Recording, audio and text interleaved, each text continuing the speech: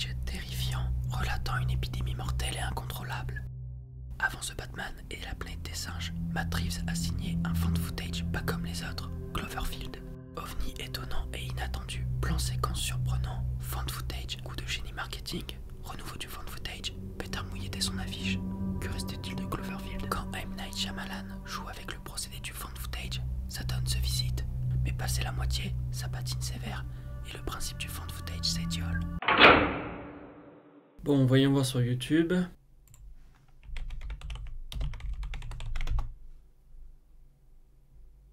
Oh, surprise! M. Night Shyamalan se tourne vers le found footage.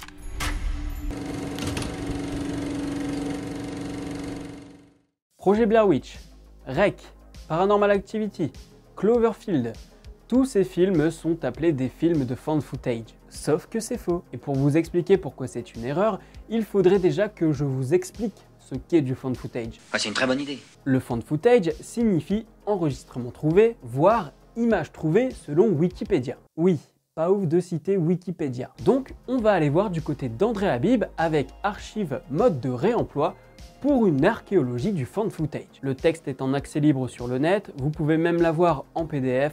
Je vous mets le lien en description avec le reste de la bibliographie qui sera citée. La première phrase annonce la couleur, puisqu'il écrit « Le cinéma de réemploi » ou de found footage, ça veut dire qu'elle existe déjà. Et je ne vais pas parler plus longtemps du texte d'André Habib parce qu'il parle principalement de l'intérêt archéologique du cinéma de réemploi, c'est-à-dire du found footage. Pour vous expliquer ce qu'est réellement du found footage, on va plutôt s'orienter sur un texte de Nicole Brenes qui s'appelle « Montage intertextuel et forme contemporaine du remploi dans le cinéma expérimental ». Dans ce texte, que je trouve fondamental pour comprendre l'essence même du found footage, Nicole Brenes distingue différents types de réemploi d'images. Le remploi intertextuel. Pour cette vidéo, ce n'est pas le genre de found footage qui nous intéresse. Si je devais résumer, c'est clairement refaire le même film à l'identique ou en tout cas en partie. Elle cite notamment le Psycho de Gus Van Sant ou encore le Voyage dans la Lune de Segundo de Chomon. Et ouais, dès les premières années du cinéma, on s'amusait à faire des remakes, d'autant plus que Méliès et Segundo de Chomon étaient plutôt concurrents à l'époque. Malheureusement, ce n'est pas le sujet de cette vidéo. Dis-moi en commentaire si un jour tu veux que j'en parle. Nicole Brenes n'en parle pas, mais je pense qu'on peut aussi y intégrer le cinéma d'animation avec des personnages qui étaient animés pour un film et qui se retrouvent animés pour un autre film avec juste un chara design différent.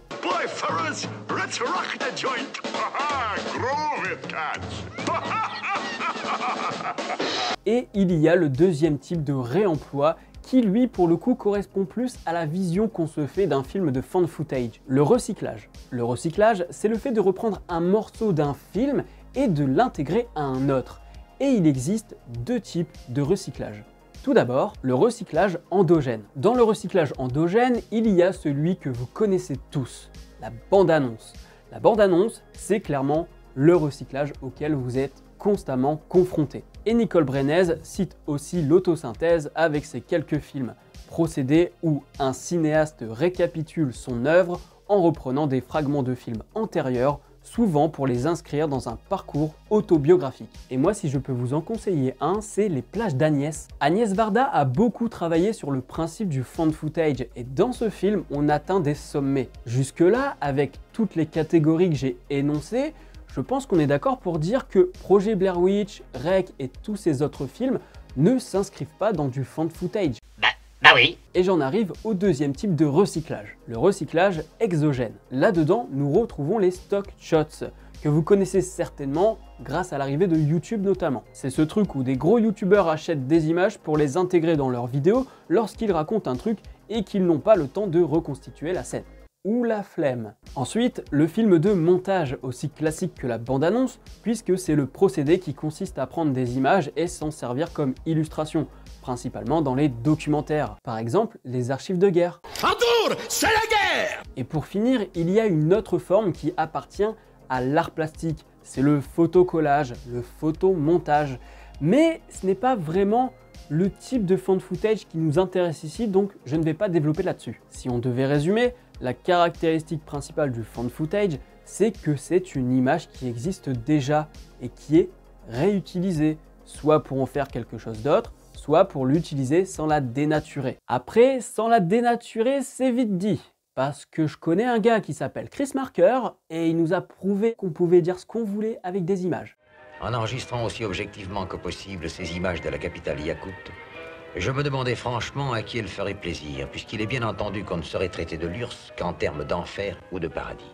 Par exemple, Yakoutsk, capitale de la République socialiste soviétique de Yakoutie, est une ville moderne où les confortables autobus mis à la disposition de la population croisent sans cesse les puissantes hymnes triomphes de l'automobile soviétique. Dans la joyeuse émulation du travail socialiste, les heureux ouvriers soviétiques, parmi lesquels nous voyons passer un pittoresque représentant des contrées boréales, s'appliquent à faire de la Yakoutie un pays où il fait bon vivre. Ou bien, Yakoutsk, à la sinistre réputation, est une ville sombre, où tandis que la population s'entasse péniblement dans des autobus rouges sans, les puissants du régime affichent insolemment le luxe de leurs hymnes, d'ailleurs coûteuses et inconfortables. Dans la posture des esclaves, les malheureux ouvriers soviétiques, parmi lesquels nous voyons passer un inquiétant asiate, s'appliquent à un travail bien symbolique, le nivellement par le bas. Ou simplement, à Yakoutsk, où les maisons modernes gagnent petit à petit sur les vieux quartiers sombres, un autobus moins bondé que ceux de Paris aux heures d'affluence croise une Zim, excellente voiture que sa rareté fait réserver au service public. Avec courage et ténacité, et dans des conditions très dures, les ouvriers soviétiques, parmi lesquels nous voyons passer un Yakoute affligé de strabisme, s'appliquent à embellir leur ville qui en a besoin. On est d'accord, les journalistes de BFM et de CNews sont des Chris Marker en puissance. Mais il a raison, mais vous niez la réalité, il a raison. Maintenant, avec tout ce que je viens de vous dire, vous vous rendez compte que vous connaissez déjà des films de found footage avec les bandes annonces et les documentaires. Mais il n'y a pas que ça. La classe américaine, ça c'est un film de found footage. Détourner les images de films existants, c'est le principe même du remploi d'images, du recyclage. Moi-même, depuis le début de cette vidéo, je fais du found footage en intégrant des extraits vidéo par-ci par-là. Ah oui. Alors voilà, on a fait le tour de tout ce qui constitue le found footage. Et clairement, il est impossible d'y intégrer des films de fiction comme Rec ou Projet Blair Witch. Et attention, on en a peu parlé, mais la fiction peut être du found footage. Et attention, accrochez-vous bien, je vais vous citer quelques films que vous connaissez obligatoirement et vous allez découvrir qu'en effet, ce sont des films de found footage. Forrest Gump avec différentes images d'archives, John Rambo avec les images de Birmanie dans son ouverture, World Trade Center avec les images du 11 septembre. De toute façon, on retrouve du found footage dans quasiment tous les films d'Oliver Stone. Ce qui est évident puisqu'il parle souvent de faits réels. Beaucoup. Je pense qu'après tout ça, vous vous rendez compte que beaucoup de films que vous connaissez utilisent le procédé du found footage, mais que ce n'est pas ceux auxquels vous pensez depuis des années. Et vraiment, je vous en veux pas. Même les journalistes spécialisés font cette erreur, donc on ne va pas demander à des passionnés de faire leur taf. De quoi? D'accord, Rec, Projet Blair Witch, Cloverfield, Chronicle, tous ces films donnent l'impression d'être des films faisant du found footage. Mais avec tout ce que je vous ai montré auparavant, vous avez compris que, en effet, ce ne sont pas des films de found footage. Ils n'utilisent pas des images préexistantes pour les intégrer à leur film. Ces images, elles ont été tournées pour donner l'impression qu'elles ont été retrouvées. Et cette impression passe par l'esthétique des images. Et en ce sens, il ne faut pas parler de films de found footage, mais plutôt de films à l'esthétique de found footage.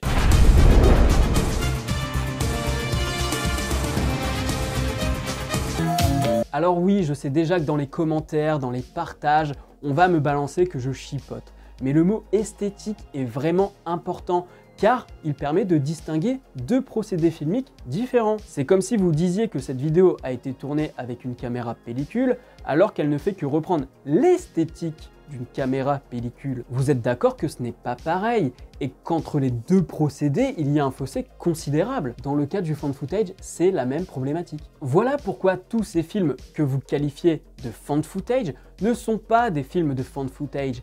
Et donc, à travers cette petite tribune, je demande à ce que le monde entier, l'univers emploie enfin le terme d'esthétique de found footage. C'est une imitation de found footage, pas du found footage. Alors je sais, c'est compliqué de changer ses habitudes. De mon côté, ça fait des mois, voire des années que lors de débats en live, je dis aux gens avec qui je parle de parler d'esthétique de found footage et non pas de found footage. Mais j'ai pas l'impression que ça change grand chose. Donc j'espère qu'avec cette tribune, on va changer les choses, parce que ça m'irrite. Et si tu peut changer le monde. Et c'est génial. Cet agacement, je le mets au même niveau que tous ces gens qui me disent que L'étrange Noël de Monsieur Jack, c'est réalisé par Tim Burton. C'est vous dire à quel point ça me gave.